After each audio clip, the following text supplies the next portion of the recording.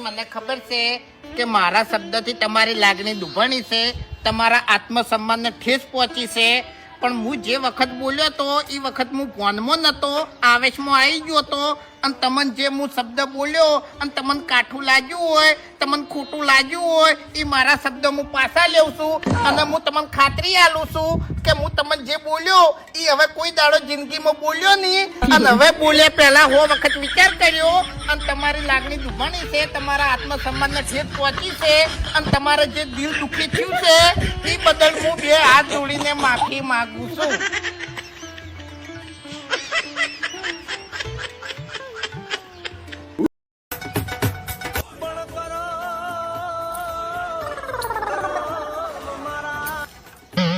Hello, ફૂમતે ચોકણ છો? હાલ તો બરબાદીના રસ્તા ઉપર છું. હા તો થોડાક આગળ આવો, હું ઈકણ જ ઉભો છું.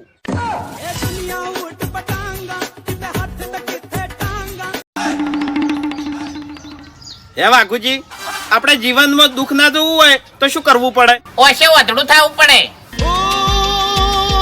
બે ઓછો દોન કરી દે તું તાર.